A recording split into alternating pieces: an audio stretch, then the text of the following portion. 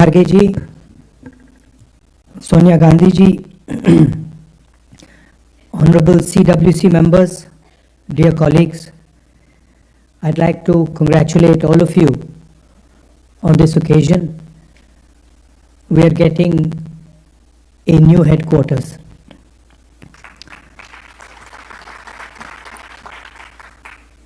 And we are getting a new headquarters at a very particular time. I think it's quite symbolic that yesterday, in a speech, the chief of the RSS said that India never achieved independence in 1947. He said that true independence in India was achieved when the Ram Mandir was built. This building, it is not an ordinary building.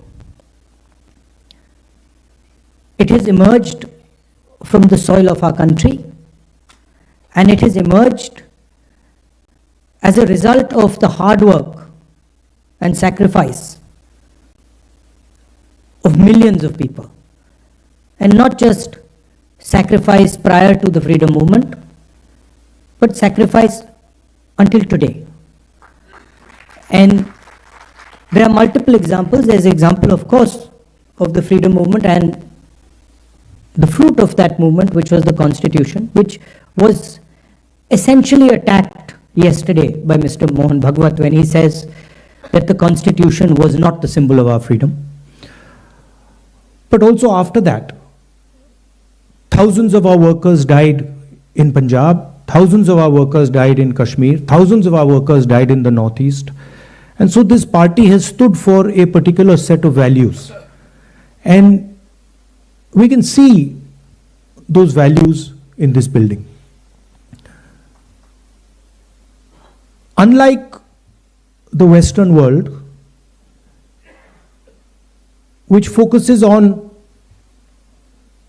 outside the self, the Indian way of thinking is about understanding the self. If you look at our great masters, they are all about understanding precisely who you are, where you come from, who you are, what your nature is. And that, the Bhagavad Gita is about that, Shiva is about that, Guru Nanak Ji is about that, Kabir is about that. All of them are asking the fundamental question, who are you? And this is really the fight that is taking place in India today. There are two visions of the self in India in conflict. One is our idea, the idea of the Constitution, and the other is the idea of the RSS. One idea says India is a union of states. We have, as we entered, I saw, we have all the national languages there, equally placed together. There is no superior language, there is no inferior language, there is no superior culture, there is no inferior culture, there is no superior community, no inferior community, they are all the same. That is written in the Constitution, and it is symbolized by this building. On the other side, there is the idea of a centralized knowledge, of a centralized understanding. Mohan Bhagwat has the audacity to inform the nation every 2 or 3 days what he thinks about the independent movement, what he thinks about the Constitution. In fact, what he has said yesterday is treason, because it is stating that the Constitution is invalid, it is stating that everything, the fight against the British was invalid, and he has the audacity to say this publicly. In any other country, he would be arrested and tried. That is the fact, right? To say that India did not get independence in 1947 is an insult to every single Indian person. And it's about time we stop listening to this nonsense that these people think they can just keep parroting out and shouting and screaming. Right? That is the crux of it. The Congress party has worked with the Indian people. It has built the success of this country. And it has built the success of this country on the foundations of the Constitution. And that is what this building symbolizes. You please go inside this building and you will see the depth of talent. You will see how deeply the Congress party has entered the soul of India. There's a history there. In fact, we forget. As I said, it's important to understand who you are. So for Congress people, it's important to understand who we are. What is our tradition? What is our history? Where have we come from? Please look in the building. You will see Mahatma Gandhi, Sardar Patel, Jawaharlal Nehru. And it doesn't stop there. Workers, chief ministers, governors, defense ministers, foreign ministers, all of them who served the constitution of our country, all of them who saluted the tricolor. Do not forget that. The people who are in power today do not salute the tricolor, do not believe in the national flag, do not believe in the constitution, and they have a completely different vision of India than we do. They want India to be run by a shady, hidden, secret society. They want India to be run by one man, and they want to crush the voice of this country. They want to crush the voice of the Dalits. They want to crush the voice of the minorities. They want to crush the voice of the backward castes, of the tribals. This is their agenda. And I would also like to say clearly that there is no other party in this country that can stop them. And you will see, the only party that can stop them is the Congress party. And there is a reason for it. The reason is that we are an ideological party. And our ideology does not emerge yesterday. Our ideology, like the RSS ideology, is thousands of years old, and it has been fighting the RSS ideology for thousands of years. We have our symbols. We have Shiva. We have Buddha. We have Guru Nanak. We have Kabir. We have Mahatma Gandhi. We have our symbols. And these are all the symbols who have shown the correct path to this country. Please name one symbol of the RSS ideology that is revered in India today. Name one symbol. Was Guru Nanak from the RSS ideology? Was Buddha from the RSS ideology? Was Krishna Bhagwan from the RSS ideology? Not a single one. Because every single one of these people fought for equality, fought for brotherhood, fought for affection. And so the last thing I would like to say is that this building has emerged from the blood of Congress people. And not just Mahatma Gandhi, Jawaharlal Nehru, Patel ji, not just these people. It has emerged from the blood of our workers, from every single one of our leaders. That includes all of you who are today defending the idea of the Congress party. Everybody in this room is under severe assault defending the ideas of the Congress party. Sometimes we forget it. But these people in this room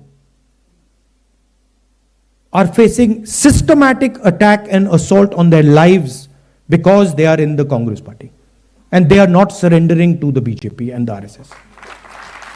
And in the same way, thousands of workers are there. But there are also thousands of people who believe, millions of people who believe in the Congress ideology. They're sitting outside the Congress. And that is why, the same way, this building has emerged from the soil of our country, from the blood of our leaders, from the blood of our workers.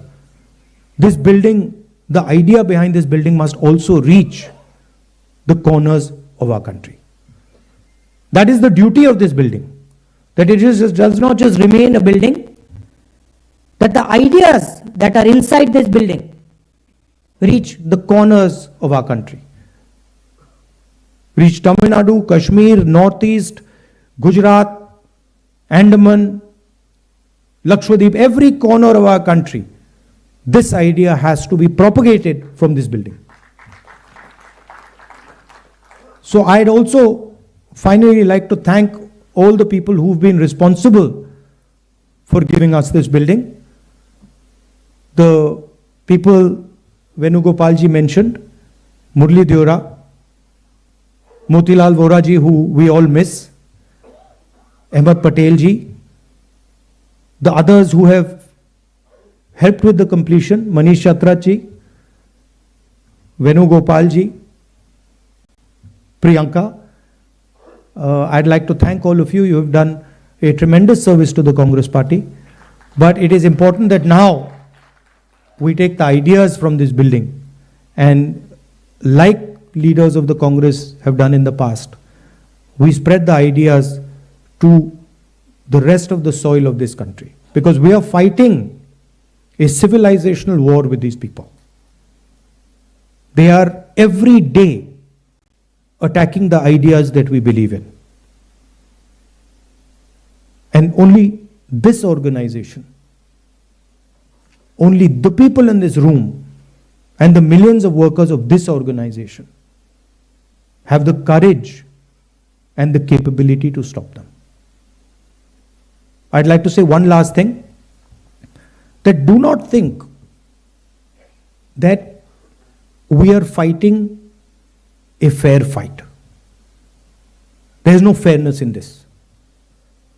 If you believe that we are fighting a political organization called the BJP, that we are fighting a political organization called the RSS, you have not understood what is going on. The BJP and the RSS have captured every single institution of our country. We are now fighting the BJP, the RSS, and the Indian state itself.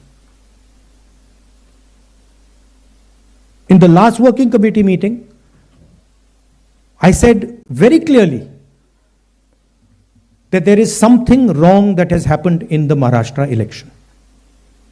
I said clearly that we are not comfortable with the way the Election Commission is holding elections.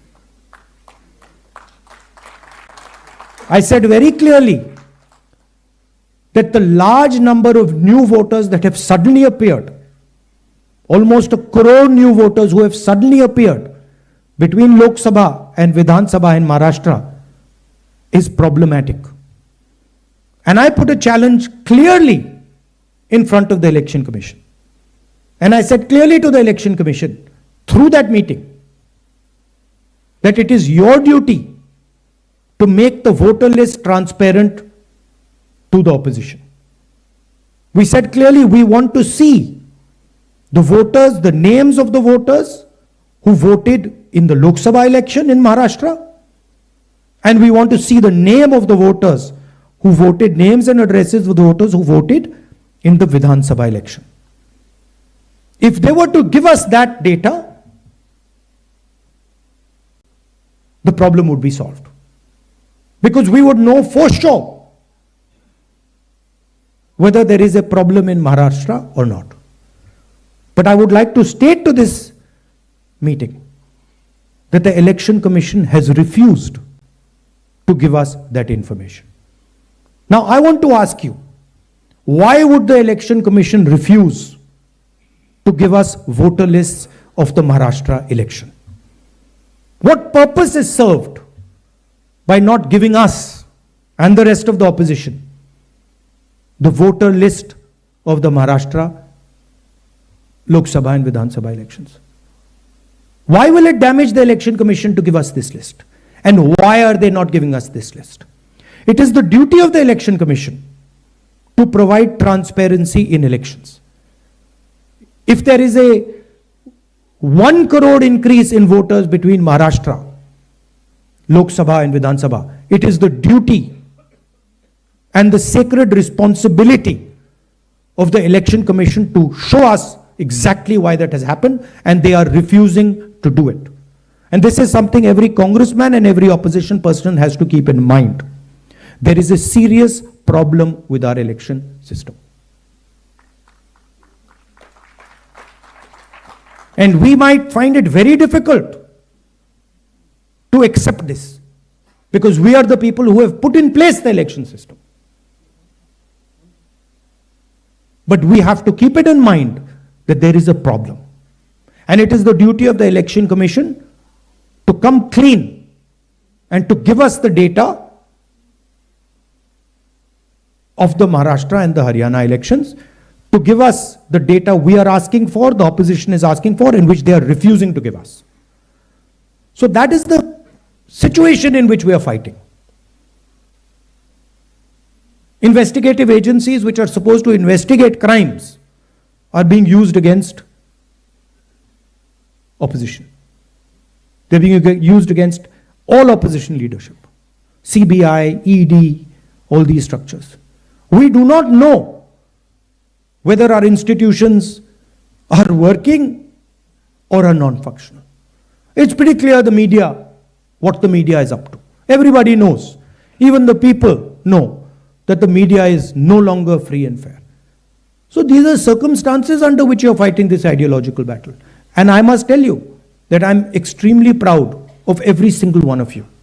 That you get up in the morning, and you stand and you fight for what you believe in and what you know to be your politics. So I'm very proud of this building, and I'm more proud of the people who are sitting inside this building right now. Thank you very much.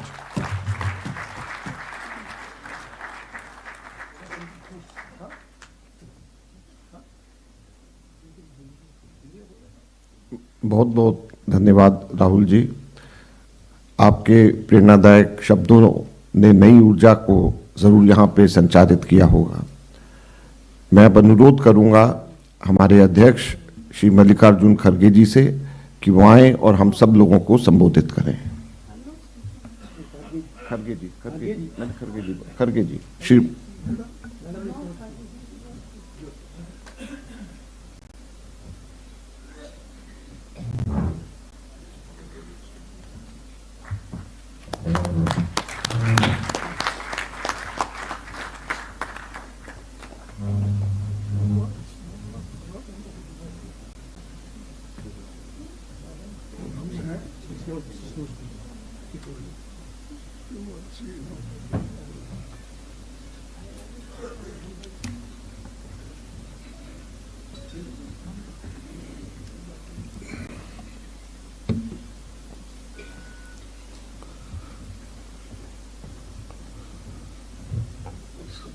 Shrimati Sonia Gandhi ji, Rahul Gandhi ji और मेरे सहयोगी और साथियों, आज मुख्यालय का उद्घाटन हमारे पार्टी के इतिहास में एक मील का पत्थर है। इंदिरा गांधी भवन नाम से कांग्रेस का स्थायी दफ्तर बनना हम सब के लिए बहुत गर्व की बात है। साथियों,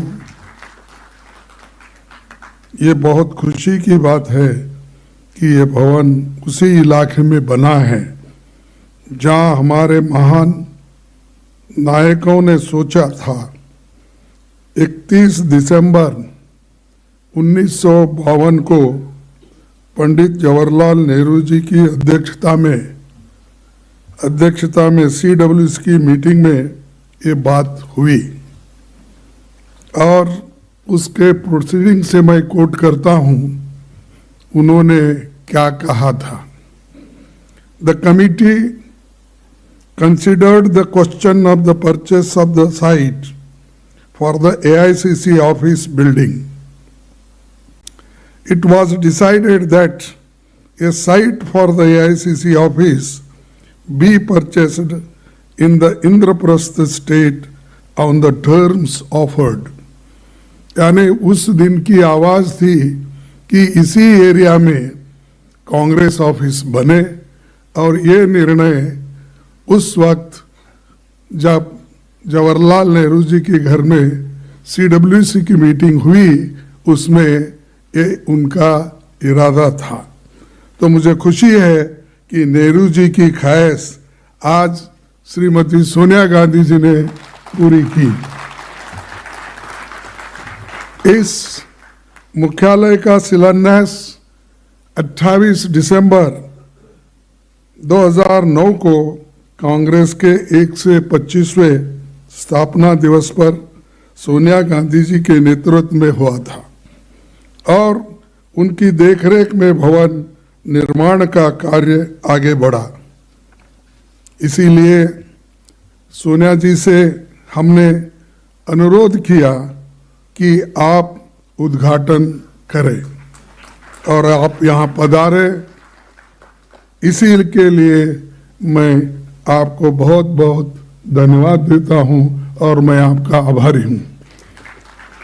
साथियों, आजादी की लड़ाई के सबसे कठिन मौके पर 1920 के दशक से 1947 तक कांग्रेस का मुख्यालय इलाहाबाद में स्वराज भवन था, जहां पर इंदिरा गांधी जी का जन्म हुआ था और इसीलिए आज हम इसको इंदिरा गांधी भवन इस नाम से रखें।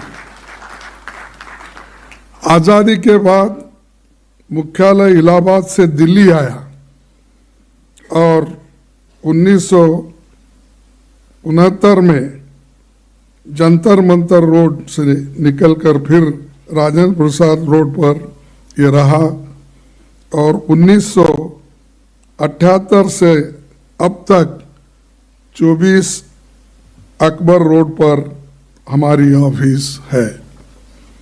कांग्रेस मुख्यालय कभी भी केवल ईंट और पत्थरों की इमारत नहीं है।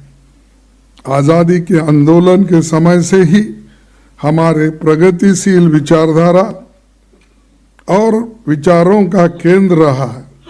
इसीलिए मैं मानता हूं कि कांग्रेस मुख्यालय हमारे देश के लिए एक स्कूल ऑफ डेमोक्रेसी है और इसका हम सभी लोग आदर करते हैं। पंडित नेहरू जी ने कहा था, democracy is not only political, not only economic, but something of the mind, as everything is ultimately something of the mind. These are the words Pandit Jawaharlal Nehru ji said for democracy.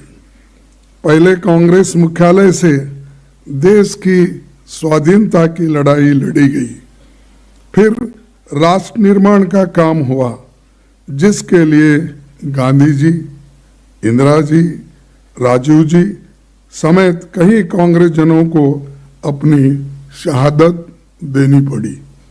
कई विभाजनकारी ताकतें जिनका आजादी की लड़ाई में कोई योगदान नहीं था, उन्होंने बाद में संविधान, तिरंगा, अशोक चक्र से लेकर समाज की प्रगति के लिए बन रहे कायदे कानून तक का विरोध किया। और जैसा कि अभी राहुल गांधी जी ने बात कही, जो लोग आज़ादी से वास्ता नहीं था या उसके लिए लड़े नहीं थे, ऐसे लोग क्या बात कर रहे हैं, आपको मालूम है, आज ही मैं पेपर में पढ़ा कि जो आरएसएस के मुख्य है भागवत, उन्होंने अपना मुंह खोला और ये कहा कि रियल आजादी मिली जब राम मंदिर बना और उसका उद्घाटन किया। तो सहज है कि मोदी और उन्होंने मिलके उसका उद्घाटन किए थे, इसलिए मोदी जी को आजादी मिली वो 2014 में, वो समझते हैं, क्योंकि 2014 में वो प्राइम मिनिस्टर बने। और आरएसएस के लोग ये समझते हैं कि जब राम मंदिर बना वही आजादी का दिन। ये शर्म की बात है कि हमारे को आजादी मिली, आपको मालूम है, सबको मालूम है, 1947 में, और मुझे आजादी मिली 1948 में हैदराबाद में। तो आजादी मिलने के बाद भी अभी उसको वो स्वीकार नहीं कर रहे, तो इसका मतलब ये है क्योंकि उनको कोई दर्द नहीं, कभी लड़े नहीं, कभी जेल में नहीं गए, इसीलिए वो उनको याद नहीं रहता। हमको याद इसलिए है कि हमारे लोग आजादी के लिए मरे हैं, आजादी के लिए ठोकरें खाए हैं, घर छोड़े हैं, इसीलिए हमको याद है, उनको याद नहीं है। इसीलिए मुझे ये कहना पड़ता है कि उनका जो स्टेटमेंट है उसको मैं कंडम करता हूं, और ऐसी स्टेटमेंट अगर वो देते गए तो हिंदुस्तान में फिरना बड़ा मुश्किल उनको हो जाएगा। अब हमारा ये कांग्रेस मुख्यालय उन शक्तियों से लड़ाई लड़ने का केंद्र बनेगा जो संविधान और लोकतंत्र के विरुद्ध काम कर रहे हैं और जो ऐसे विचार फैला रहे हैं। तो इसको तोड़ में हम लोग इस एक केंद्र का उपयोग करेंगे और आप सभी लोग इसके लिए तैयार है, मुझे आशा है। तो मैं और एक बात आपके सामने रखूंगा कि 28 दिसंबर सन 1885 को डब्ल्यू.सी. बनर्जी की अध्यक्षता में मुंबई में पहले अधिवेशन से लेकर अब तक के सभी अध्यक्षों और नायकों को हम याद करना चाहिए, क्योंकि इन्होंने सभी संभाला। इसीलिए तो आज हम ये दिन देख रहे हैं और एक के बाद एक, एक के बाद एक उन्होंने त्याग दिया, बलिदान दिया। तो इसीलिए मैं उनको भी नमन करता हूं, याद करता हूं। साथियों, 2024 का साल संविधान के स्वीकार करने का 75वां साल और राष्ट्रपिता महात्मा गांधी के कांग्रेस अध्यक्ष बनने की शताब्दी का साल भी है। गांधी जी ने कांग्रेस अध्यक्ष रहते आम आदमी, महिलाओं, किसानों, मजदूरों से लेकर देश के हर वर्ग से कांग्रेस से जोड़ा। छुआछूत जैसी सामाजिक समस्याओं को भी राजनीतिक एजेंडे में शामिल किया था और उन्हीं के वजह से आज बहुत से गरीब लोग कांग्रेस से जुड़े हैं। आजादी के आंदोलन के कई अहम पड़ाव में कांग्रेस के नेतृत्व में आंदोलन चले, इतिहास इसका गवाह है। लेकिन आज इसी इतिहास के साथ छेड़छाड़ करने की कोशिश आरएसएस और उनके साथी लोग कर रहे हैं।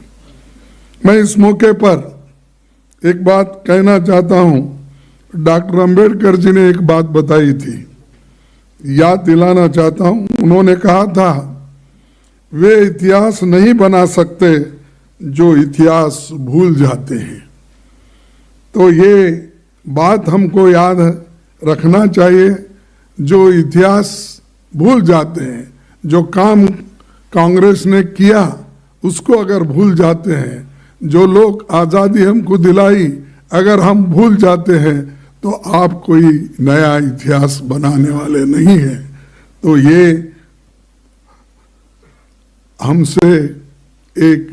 हमने ये बात इसलिए कह रहे हैं कि आज की जो पार्टियां हैं वो सिर्फ कांग्रेस को गालियां देने में ही अपना समय बिता रहे हैं। देश के लिए कुछ काम उन्होंने नहीं किया, सिर्फ प्रचार एक ही काम है। इसीलिए उनको भी हम ये कहना चाहते हैं। अपने कांग्रेस के साथियों को कहना चाहता हूं कि हमें इतिहास याद रखना है और लोगों को भी याद दिलाते रहना है। साथियों, विचारों की ताकत पर कांग्रेस कायम है। दादा भाई नौरोजी, महात्मा गांधी जी, सरोजिनी नायडू, सरदार पटेल, नेहरू जी, मौलाना आजाद, नेताजी सुभाष चंद्र बोस, राजेंद्र बाबू समेत सभी प्रमुख राष्ट्र नायक हमारी विरासत है। कांग्रेस की सत्ता के दौरान देश की तस्वीर बदलने वाले कई ऐतिहासिक काम हुए हैं। पंडित जवाहरलाल नेहरू के नेतृत्व में हुए प्रयासों से ही भारत दुनिया का सबसे बड़ा लोकतंत्र बना और अंबेडकर के नेतृत्व में दुनिया का सबसे बेहतरीन संविधान बना। शास्त्री जी के नेतृत्व में जो जय जवान जय किसान का नारा और जवानों और किसानों के लिए बहुत कुछ उन्होंने काम किया। पहली महिला प्रधानमंत्री इंदिरा जी के नाम पर बना ये भवन मातृ शक्ति का प्रतीक है और ये हमेशा हम सभी के लिए प्रेरणा का केंद्र बना रहेगा। उनके कार्यकाल में 10 सूत्री योजना के तहत बैंकों और बीमा कंपनियों का राष्ट्रीयकरण, लैंड रिफॉर्म्स, प्रीवेपर्स खत्म करने का काम और हरित क्रांति, श्वेत क्रांति उन्होंने लाई और 20 सूत्री कार्यक्रम के तहत गरीबों और कमजोर तबकों के लिए साहसिक काम उन्होंने किया। पाकिस्तान को शिकस्त देकर बांग्लादेश को इंदिरा जी ने आज़ाद कराया और मुझे गर्व है कि 1969 में इंदिरा जी के ज़माने में मैं ब्लॉक कांग्रेस कमेटी का अध्यक्ष बना था और 2022 में मुझे अपना राष्ट्रीय अध्यक्ष आपने चुना। तो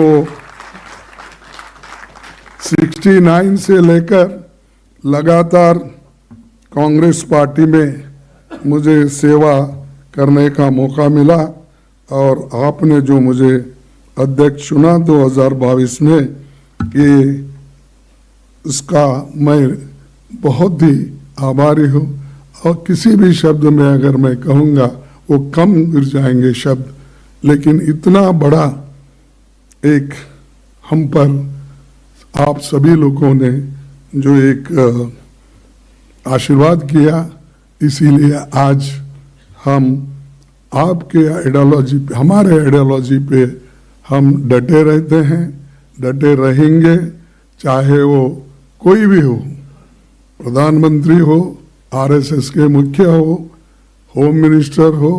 आज जो कांग्रेस के वर्कर को सता रहे हैं और वो अपनी बात कहने का काम कर रहे हैं और यहाँ तक कि जो लोग उनके बगल में बैठते थे उनकी टीका भी शाह अपने अनेक जगह पे बात करते हैं। एक तरफ उन लोगों की तारीफ भी करते हैं, दूसरे तरफ उनको टोकते भी हैं। तो आज वो लोग भी परेशान है, भाई हमने इनसे तो गले लगा लिया, इन्होंने तो हमको दूर किया। लेकिन आज ऐसा समय है कि हम जो किए हैं उसको लोगों को याद दिलाना जरूरी है। और राजीव जी के समय संचार और सूचना क्रांति, ऑटोमोबाइल क्रांति, ग्रास रूट्स लेवल डेमोक्रेसी के लिए पंचायती राज और 18 साल की उम्र में वोटिंग के अधिकार जैसे ऐतिहासिक काम हुए। ये सब काम हमारे युवाओं को हम बताने की जरूरत है। आज जितने भी जो इंजीनियरिंग में इतना कंपटीशन है, कंप्यूटर इंजीनियरिंग के लिए और कंप्यूटर से जुड़े हुए सभी कोर्सेस के लिए, वो अगर किसी की देन है तो वो राजीव गांधी जी की देन है। हमको ये याद रखना चाहिए। पीवी नरसिंह राव जी के कार्यकाल में लिबरलाइजेशन, इकोनॉमिक रिफॉर्म्स के द्वारा देश को नई दिशा मिली। डॉक्टर मनमोहन सिंह जी की सरकार में RTI, RTE, food security, MNREGA, forest rights और भूमि अधिग्रहण कानून बना। वो सामाजिक सुरक्षा के लिए कई काम हुए जिससे जनता की ताकत बढ़ी। मैं यहाँ डॉक्टर मनमोहन सिंह जी के ऐतिहासिक योगदान को याद करते हुए उनको श्रद्धांजलि देता हूँ और घोषणा करता हूँ कि इस नए मुख्यालय में जो पुस्तकालय है उसका नाम डॉक्टर मनमोहन सिंह लाइब्रेरी होगा। तो हमने बहुत बड़ी लाइब्रेरी बनाई है, उस लाइब्रेरी का नाम मनमोहन सिंह जी के नाम पे रखना है। इसके लिए सबकी सहमति है, ऐसा मैं अपना ये करूँगा। तो ये सूचना भी मुझे हमारी नेता श्रीमती सोनिया गांधी जी ने दी कि ये करना ठीक होगा। तो इसीलिए कि जो लोग हमसे जुड़े हैं उन सब का सम्मान हम हमेशा करते रहे हैं और आज भी करेंगे। डॉक्टर मनमोहन सिंह जी के जाने के बाद उनकी अहमियत सभी समझ रहे हैं। He had once said that history would be kinder to him. I would like to assure Dr. Saab that history is indeed very kind to you. उन्होंने जो कहा था उससे भी ज्यादा आज लोग हिंदुस्तान, देश के बाहर सभी लोग प्रशंसा उनको कर रही है। इसीलिए मैं खास करके श्रीमती सोनिया गांधी जी को धन्यवाद देता हूं। जब कभी आप कोई किसी चीज को हाथ लगाते हैं तो वो सोना बन जाता है और सोना बन जाता है और देश के लिए भी वो उसका फायदा होता है। मैं ये नहीं कर रहा हूं आपको खुश करने के लिए, ना उन्होंने नहीं है। तो मैं इसलिए कह रहा हूं कि आपने सोच के उस वक्त जो कदम उठाए उसका फायदा सारे देश को हो गया। और आज जब दुनिया में उनकी चर्चा होती है, दुनिया में जब उनका कौतुक किया जाता है, तो ये सारा क्रेडिट हमको ही आता है, आपको ही आता है। ये आपके लिए मैं ये नहीं कह रहा हूं कि हमारे लिए गर्व की बात है कि आपने ऐसे व्यक्ति को चुना जिसने सारे देश को और विदेश में अपना नाम फैलाया। कांग्रेस ने 140 सालों में कई उतार चढ़ाव के पल देखे, लेकिन कभी धैर्य नहीं खोया। हमारे नेताओं ने हमें सिखाया है कि प्रचंड जीत हो तो घमंड नहीं करना, पराजय हो तो मायूस नहीं होना है। तो जनता के बीच हमें लगातार संपर्क बनाकर एकता और अनुशासन के साथ उनके संघर्ष में भागीदार बनकर समाधान निकालना है। हम पर उनका विश्वास इसमें और भी बढ़ेगा। राहुल जी के नेतृत्व में भारत जोड़ो यात्रा और भारत जोड़ो न्याय यात्रा को सबने देखा है। उनकी मेहनत और त्याग के बल पर इससे अभूतपूर्व सफलता मिली। संविधान की रक्षा, जातिगत जनगणना, महंगाई, बेरोजगारी और भ्रष्टाचार से लेकर सभी बुनियादी मसलों पर पूरे देश में इसने नई ऊर्जा पैदा की और जनता में जागृति आई। इसी का नतीजा ये रहा कि लोकसभा चुनाव के बाद संविधान विरोधी ताकतें भी अब संविधान की बात करने लगी है। हमें भरोसा है कि पार्टी का नया मुख्यालय कांग्रेस को एक नई ऊर्जा देगा। जनता के हकूक के लिए लड़ते हुए हम कामयाबी देंगे। अंत में मैं उन सभी साथियों, खास तौर पर स्वर्गीय मोतीलाल वोरा जी, अहमद पटेल जी, इनको याद करना चाहता हूं, जिन्होंने इस भवन के निर्माण में विशेष भूमिका वो बनाए। प्रियंका जी का विशेष धन्यवाद। उन्होंने इस भवन को अंतिम आकार देने में महत्वपूर्ण योगदान दिया और इन सब के प्रयासों का ये नतीजा है। और मैं पहली बार इस ऑफिस में आया हूँ, मैं देखा ही नहीं, लेकिन हमेशा तो प्रियंका जी कहती थी आप आके एक बार देखो तो देखो बोले। मैं बोला कि मैं पूरा बनने के बाद ही अंदर आऊँगा, तब तक आप तब उन्होंने हर चीज़ को कहाँ कहाँ कैसे जगह लगाना, इतिहास के जो भी कितने हमारे कहावत है या लिखा पड़े हुए हमारे चरित्र है वो सबको लगाना और हर एक चीज़ का उन्होंने बारीकी से ध्यान देकर किया।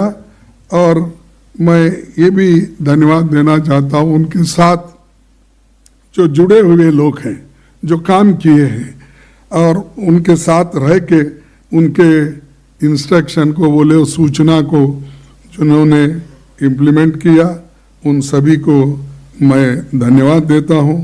और मनीष चतरथ और उनके साथी लोग भी ये जो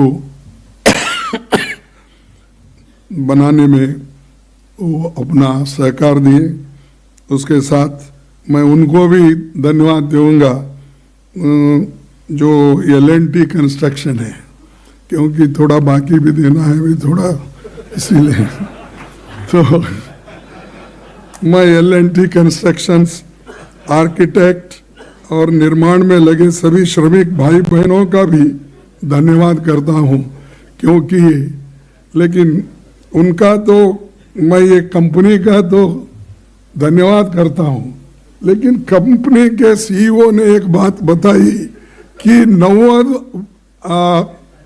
90 आवर्स काम करना चाहिए, ये इसका नहीं मानता मैं।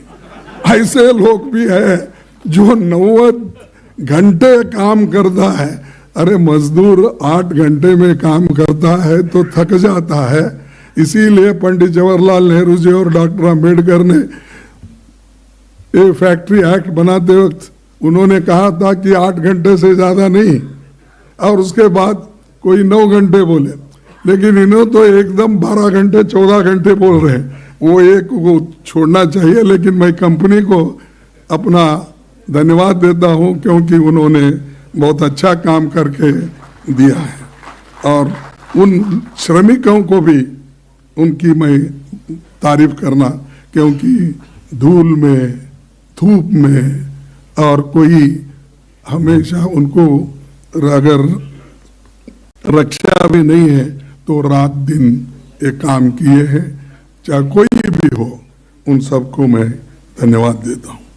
यहाँ पर देश भर का नेतृत्व, खासकर PCC प्रेसिडेंट्स और CLP लीडर्स मौजूद है। मैं इस मौके पर यह भी अपील करना चाहूँगा कि हमारा राष्ट्रीय मुख्यालय तो इतना शानदार बन गया है, लेकिन हमें चाहिए कि कांग्रेस पार्टी का अपना भवन हर राज्य,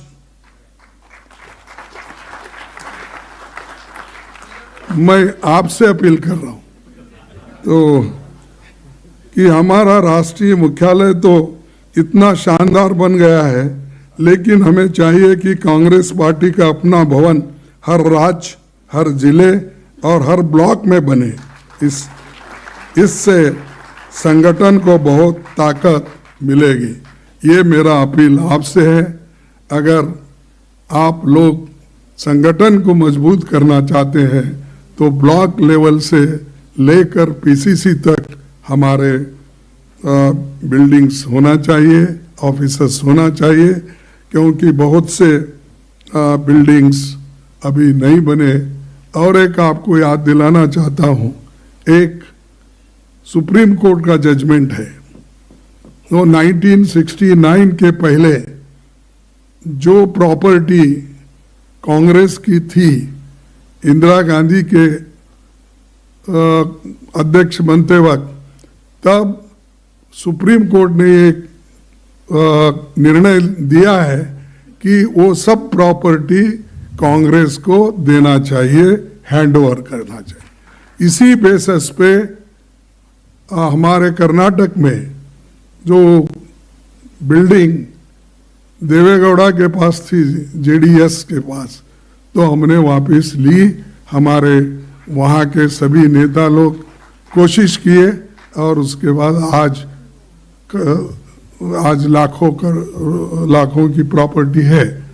तो इसीलिए मैं आपसे अपील करता हूँ, जहाँ जहाँ भी पुराने 1969 से पहले जो प्रॉपर्टी कांग्रेस के नाम से थी, उसको आप कानूनी कार्रवाई करके अपने पास लीजिए, वो एक है।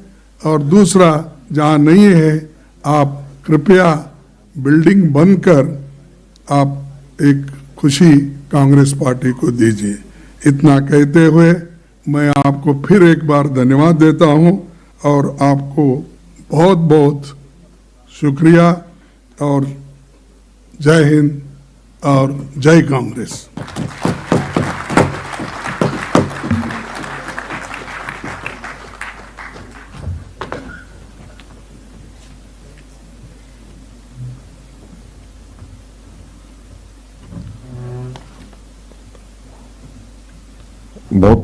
बहुत बहुत धन्यवाद खड़गे जी।